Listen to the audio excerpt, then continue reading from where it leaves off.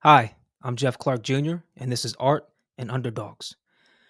Today I'm joined by writer, director, actor John Kerner. His most recent film is called Letters from the Grave, an award winning short that features three real life stories based off of John's career in law enforcement. Now, I had the opportunity to see Letters from the Grave recently, and it's a very powerful film that sticks with you days after watching it. Here's a short clip.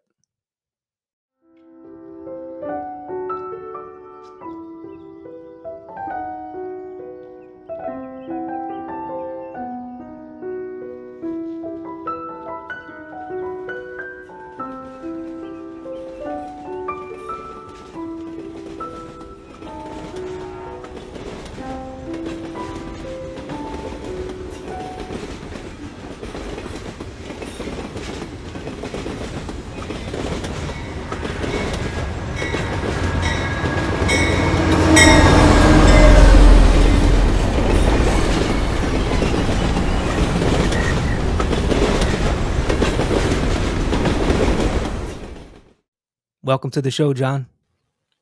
Thank you so much, Jeff. I appreciate it. Yeah, great to have you. Thank you. So that clip was from Letters from the Grave. When did you get the call that day, and what were you doing before you responded? So we were working 7 to 3 shift, 7 a.m. 3 p.m. and it was very early in the day. We had just started our shift, and it was soon after we got on the road that the call came in. The incident happened on uh, train tracks that passed over the Passaic River that connects Lyndhurst and Nutley. So we uh, we had to get up to the tracks, and when we got there, the eastbound train, New Jersey Transit train, was stopped. One of the detectives was already out on the tracks over the Passaic River, so we had to make our way out there. And unfortunately, yes, the victim um, committed suicide. Yeah, it was that was one of the earliest and worst calls I've ever been on, um, where the victim Can't was imagine. struck by a train. Yeah. Um. So when you arrived to the crime scene, what was your responsibility? Just basically to secure the scene. The All the passengers on the train had to be escorted off the train because they had to call New Jersey transit buses to come and bus those uh, those customers to their location wherever they were going. Um, Wow. yeah, the train was there for a number of hours, and we had to shut down east and west trains. So besides, I guess, escorting the passengers off, basically just secure the scene. We had to keep the scene safe. The train Yeah. tracks are actually um, they belong to New Jersey Transit. It's New Jersey Transit property. So we had to contact New Jersey Transit Police. They had to Mm. send officers down to investigate. Um, and yeah, that was basically what we had to do. So when you got the call, where were you? Where were you? I was just in my patrol car. So I just started the shift. Just patrolling the neighborhood Yeah, it was very in like I said. Lyndhurst? I probably in Lyndhurst. Yeah, probably just um, you know, maybe stop for a cup of coffee or something. But it was very early. It came in Yeah. very You soon said you after we worked the started. 7 a.m. to 3 shift? Yeah, yeah. Okay. Uh, So you again, got the call in the squad car, yes, and they said, "Hey, what did they say exactly?" yeah. They use a 10 code. Like unfortunately, that was a long time ago, and I don't remember the specific 10 code, but Mhm. which the specific 10 code meant suicide. So Gotcha. we knew going in, responding what it was. Just didn't know to what extent Right. until we got there. And Yeah, because I mean, sometimes you hear about. Uh, I mean, I've taken New Jersey Transit so many times, and even Amtrak as well. And sometimes you hear about people jumping in front of the trains. yeah, he lay down and literally just put his neck on the tracks Mm, and yeah, just unfortunately just decapitated the victim. And yeah, yeah, it was so sad. very sad. Um, man, just thinking about that visual, and in the film, you alluded to it, you kind of hinted to what happens, but obviously you don't show anything Yeah, too gory or too specific, correct? that's correct. Yeah, I didn't want to get into that in the film. Just that people have the idea of what happened. But yeah, no, no one needs to see that. No need to see that. It really was horrible. Yeah, and I'm sure that you didn't see it happen, but I mean, you can only imagine how that went down. And Yeah. um, did you see them? You know, did you see paramedics arrive on scene and take care of the body and all that stuff too? Did Well, you see? we had to call the county medical examiner, of course. Okay, Unfortunately, there was no need for paramedics or anything. Medical okay, examiner medical examiner came down. Um, they did their little investigation, mm. um, and then we had to call and wait for what's called the livery uh, department, who they're responsible for coming and removing the victim from the scene. What when you were on set and shooting this? Did any specific memories pop up? Did you get flashbacks? Do you remember anything as you were shooting it? Uh, yes. When speaking with the conductor of the train, one of the scenes is where the victim, before he lays down tracks, he gives the the train the middle finger.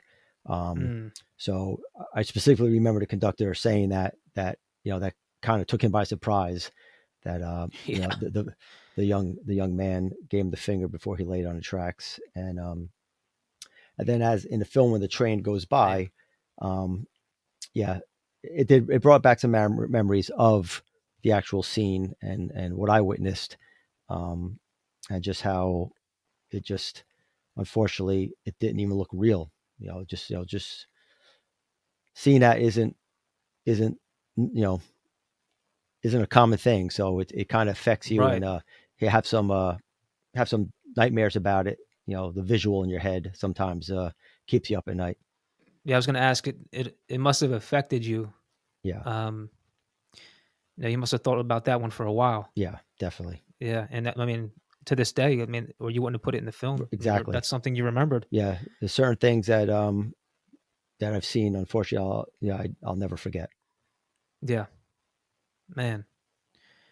Yeah, the things um, law enforcement sees, a lot of people don't think about that.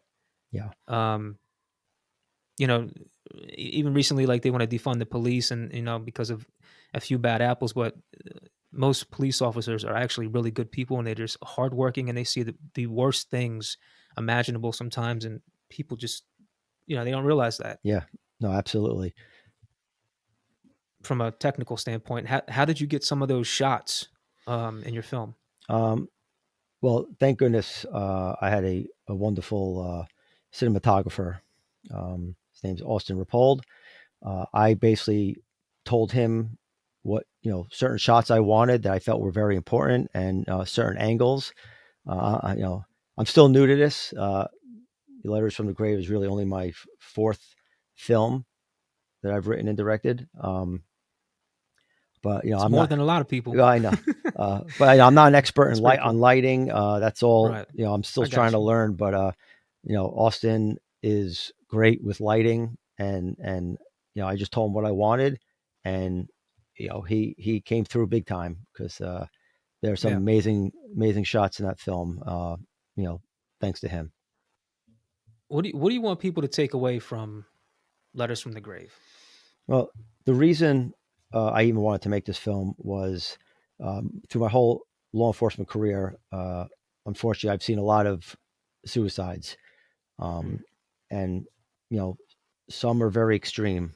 And I always used to hear people say that if you commit suicide, you're selfish, and how can you do that to people? And to a point, I understand that, but yeah. but the you know, over my career, I can't imagine the pain that someone must be in to choose to do that to themselves Right. rather than live. So, and I've seen suicide from all walks of life. Right. Doesn't matter Yeah. about your It's true. race, religion, economic status, social status. It affects everybody. Um, so I just kind of want to make this film as a suicide awareness film. Um, Okay. between each of the short films, there's some statistics in there about suicide, and at the very end, there's the suicide hotline. Just let people Gotcha. know that there's help out there, and a lot of people, don't want to talk about suicide. It's a taboo subject sometimes, and you know, if It's if this true. helps one person reach out and get some help, well then, I feel like it'd be a success. Yeah. I mean, that says a lot about your character, man, and I respect that. So there's how many stories are in Letters from the Grave? How many letters were written? There's three separate short stories. Can you watch it now? Can the people check it out anywhere? Yes, I have it on my YouTube channel, which is at Uncuffed Productions on YouTube. I'd like to move on to the underdog story section, the segment of this podcast where we talk about you, get to know you. And my first question is, what was it like growing up? Uh, Listen, I had a great childhood. You know, I grew up in Linton Township of Lyndhurst, which is I know I'm biased, but I tell people all the time Lyndhurst was the greatest place to grow up. Um, it was residential areas, 1 square mile. You could walk, ride your bike anywhere. And it was just a wonderful little town. And I grew up very modest. My mom, my dad, my two older sisters grew up in a second story apartment, five of us with, 2 bedrooms and one bath. So Wow. growing up, it was Tight challenging, quarters. tight There's some tight quarters. quarters there. My dad worked hard. He didn't make a big salary. Yeah. But we didn't have a lot, but we had what we needed. Um, so you know, growing up, we had to make do with a lot of things, and never had the extra um, gifts or the fancy car or anything. But I look back and I'm really glad we didn't grow up like that. I'm glad Yeah. we grew up the way we did. It made me um, kind of appreciate things more today that I have, and Absolutely. also raising a family. So I really liked my upbringing, the way we lived. Nice. Yeah, that's tight quarters for five kids in a Yeah, two-bedroom apartment, right? But you guys made the best of we it. made the best. Sometimes, Yeah, you know, and sometimes we're in those situations where kids we don't realize how how hard it is at the time, until you start getting to school, and then maybe someone makes fun of your clothes or whatever because you don't have a lot of money. yeah, it's true. But when you're kids, like you're just family, you're having fun, Yeah, and you make do. It's like you don't really think about it until you yeah, start getting into like middle school and stuff like that. exactly. But were you into any sports growing up? Yes, I basically played all sports. Not everything was organized, but I literally have played every sport.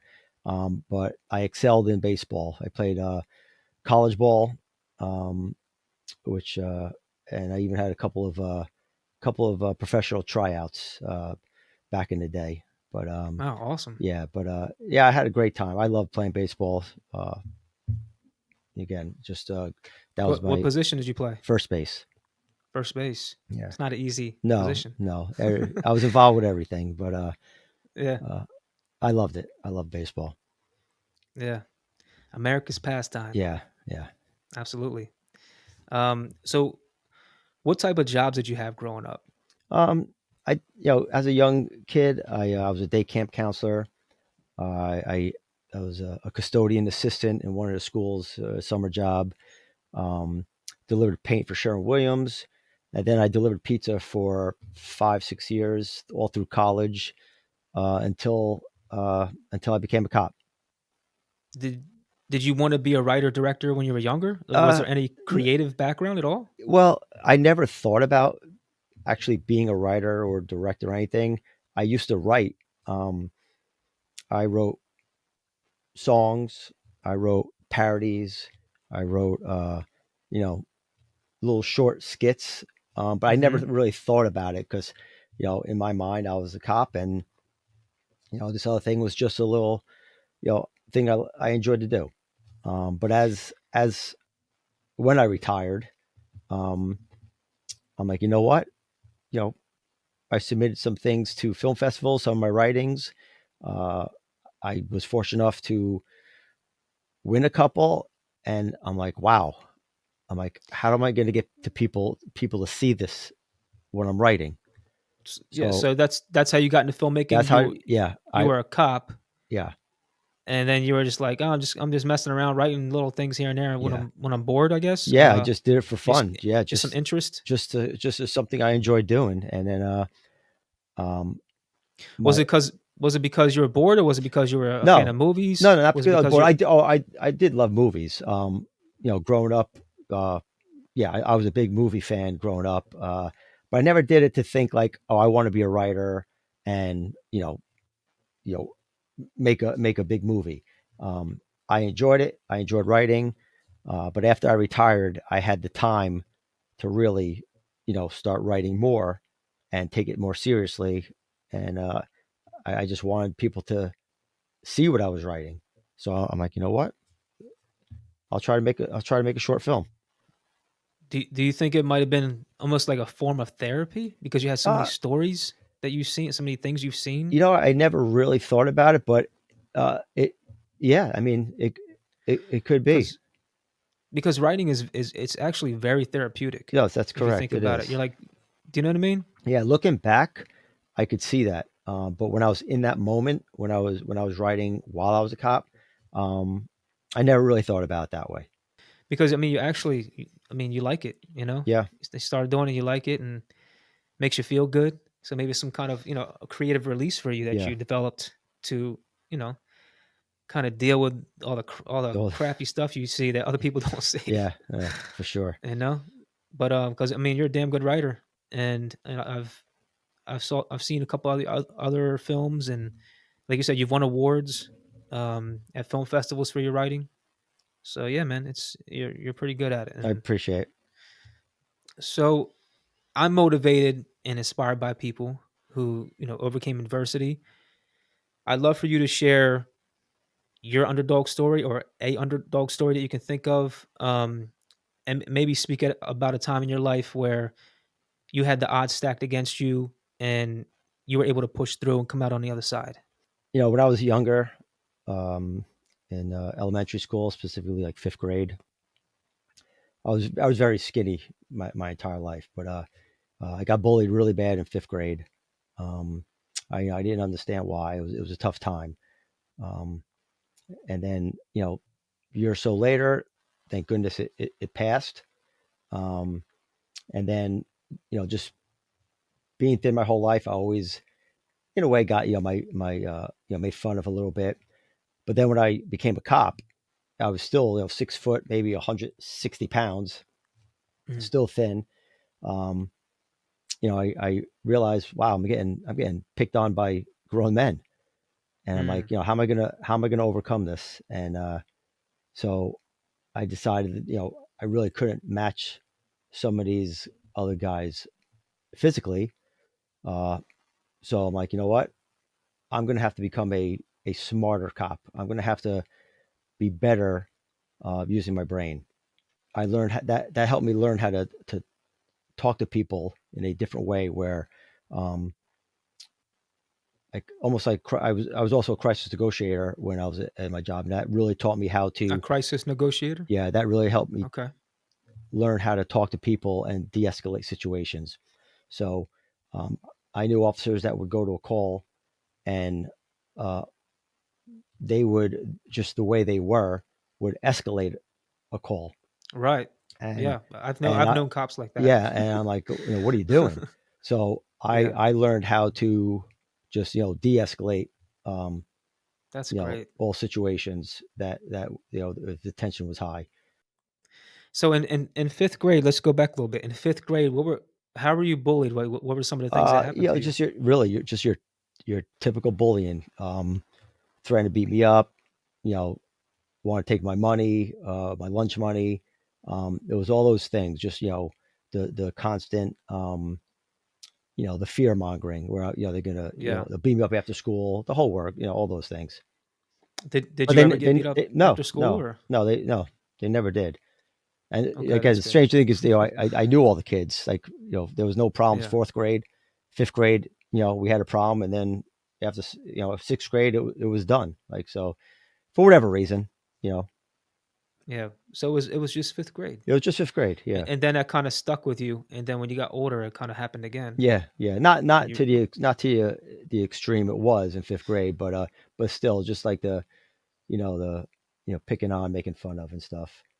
yeah, bullying is, I feel like everyone kinda goes through it in a way. Yeah, I think Um, so. some worse than others, but, I'm glad to hear you overcame it, and then you turned it into a positive.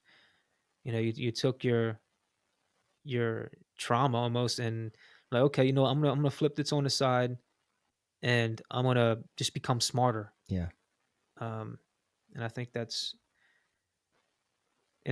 a lot of people.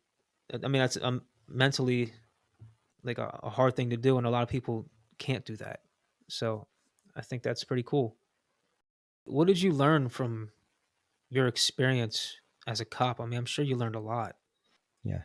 So one of the biggest things I've learned was that we see most of the calls we go on, we're seeing people with probably with on their worst day. They're calling us because they have a problem. Um, so whatever it is, whether their property was vandalized, or whether something they were something more serious like being burglarized or robbed, whatever the call was, it's serious to that person, to that victim. So I try to make sure whatever I investigated, whatever situation I had to investigate, um, I gave it my all, because it may not be a big deal to me that someone's car was damaged, but it's a big deal to that person. So I made sure Yeah. I gave 100% to that investigation, just as much I gave to 100% to a burglary investigation. Do you use anything that you learned from your law enforcement that you can apply to like civilian life? Like, do you find yourself kind of walking into sketchy places and having some street smarts, or like walking into, I don't know, like a if you're walking into like a Walmart or something, you Well, kind of look at people differently, like how. yeah, unfortunately, I do still have the cop mentality with a lot of things. Um, if I go into a restaurant, my back has to be against the wall. I have to see the whole place. Um, Oh, wow. we go, Yeah, yeah. go into a building or wherever. I make sure I know where all the exits are. Um, so it's little things like that. If I see someone that if I think looks sketchy, I will keep an eye on them until I know they're out of picture, or we're past them. That's just part of who I am doing that.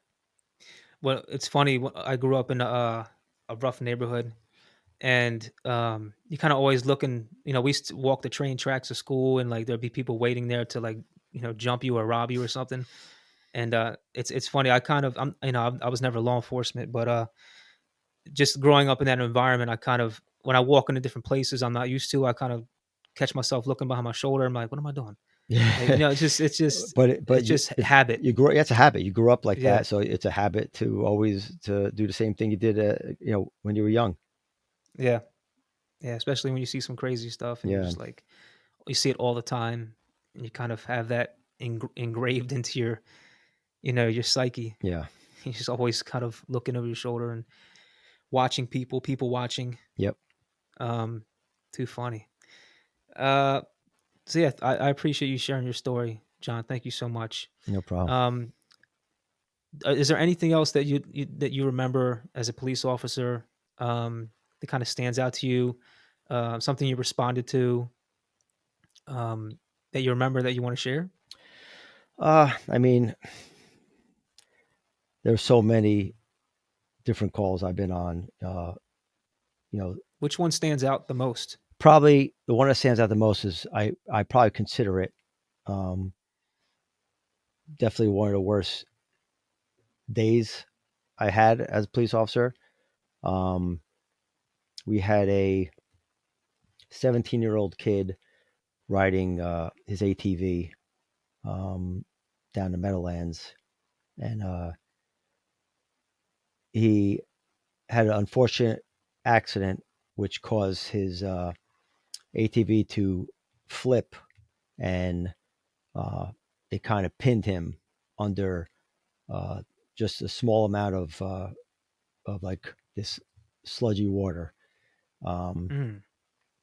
and the friend that he was with, she didn't know where she was, so she called 911.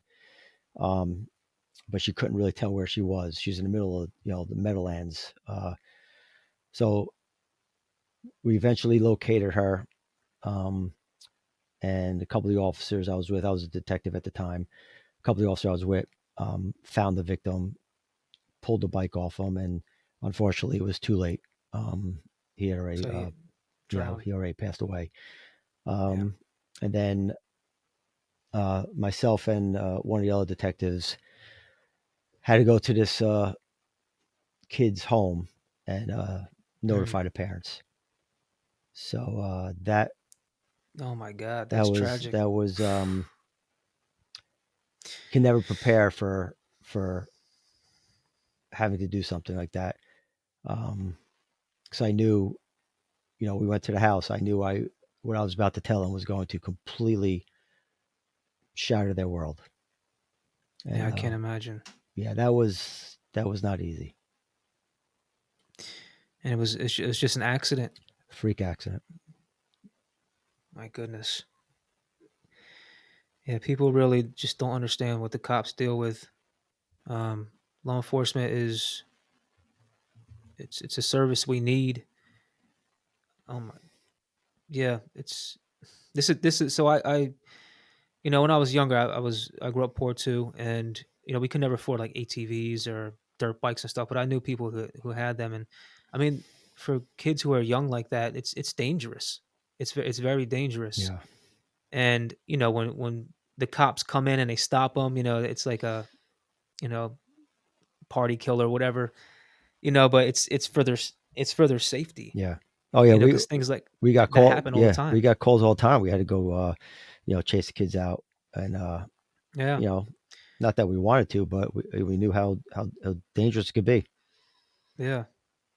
I rode by I used to ride my friends' dirt bikes and ATVs. Um, I wasn't that good at it, but I remember this one time. I was riding I think it was a 250, and I was way too small for it. I think I was like 15, and he was just riding in his yard, and he was on the back, and I was riding, and I rode it. I couldn't steer it properly because the front was so heavy, and so I rode it, and I actually, instead of trying to stop, I pulled the throttle back, and the front wheel went up the side of like this garage, and we both kind of flipped back. I was Yeah, like, dude, this is too heavy for yeah, me. So I mean, I mean, I was very young. I was like 14, 15, 16, whatever. But for someone who's young, they're dangerous yeah. machines. I They are. mean, you gotta be careful. Yeah, So yeah, so next time, if you're listening to this, you have ATV and you have kids or whatever, they're riding them out there. So don't get too mad when the cops stop you and they're trying to, get you out of there, or you're on private property. You gotta you should be careful and just listen to the police, and it's for your own safety. It's for your own good. So yeah. don't get all mad. Exactly. um, but yeah, that's a very tragic story. Thank you for sharing that. I'm sure you have so many stories, John. Yeah, Um, but I want to move on to something a little more lighthearted. And I appreciate your underdog story. That's what this podcast is about. So thank you for sharing. you're welcome. As a creative, I'm not sure if you're familiar with Inside the Actor Studio, the TV show that used to be on Bravo. Yes, I'm familiar with it. So James Lipton was the host of that, and he had this segment where he asked questions of the guest before the end of the show, and they're kind of like rapid fire questions. So just answer them as fast as you can. It's kind of like a little fun game we can Okay. play.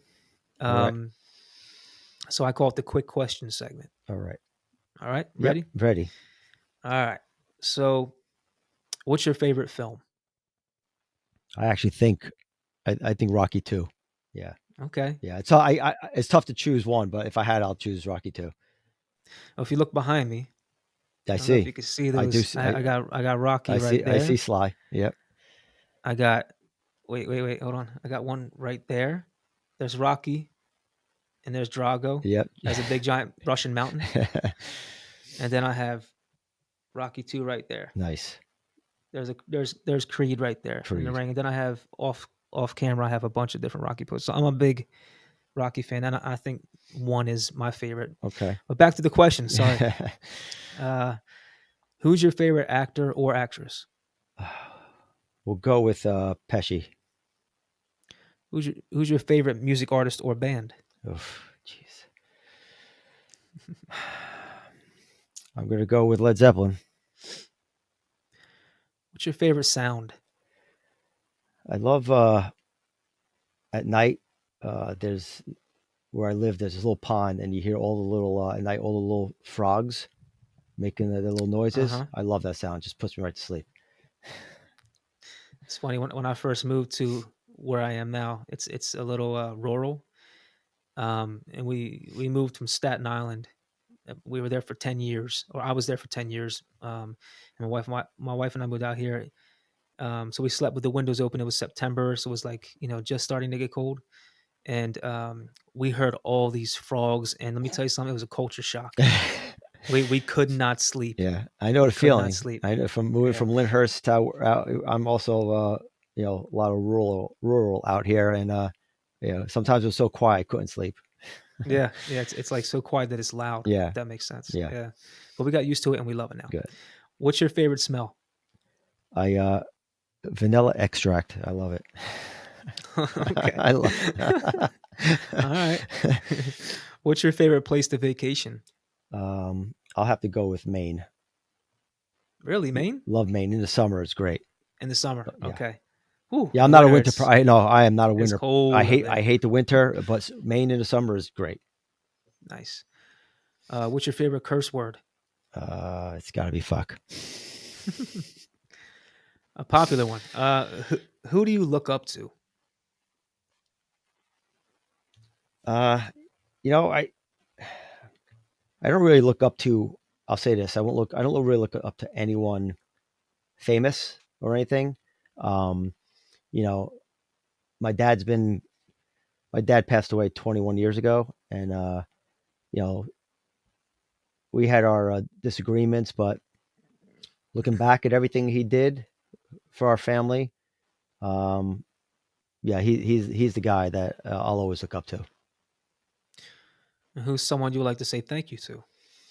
Um, well, we start with my family, my wife and kids for their support, their constant love and support for allowing me to do what I do here, and uh, and of course my mom for being the greatest mom.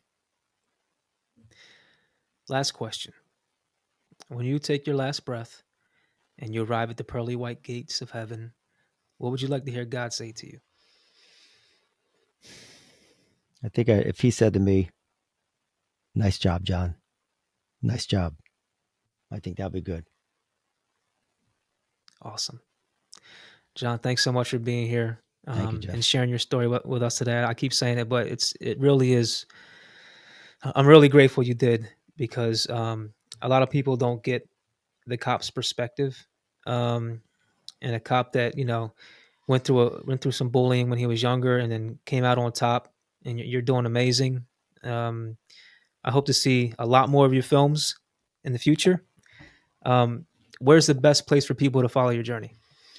Uh, Again, my YouTube channel, which is at Uncuffed Productions. My Instagram, which is at Uncuffed underscore Productions. Those are the two best places where I post uh, all my creative stuff. All right, John, thank you again. It's great talking to you. Thank you, Jeff. I appreciate it. This has been the Art and Underdogs podcast. Thank you guys, and see you next time.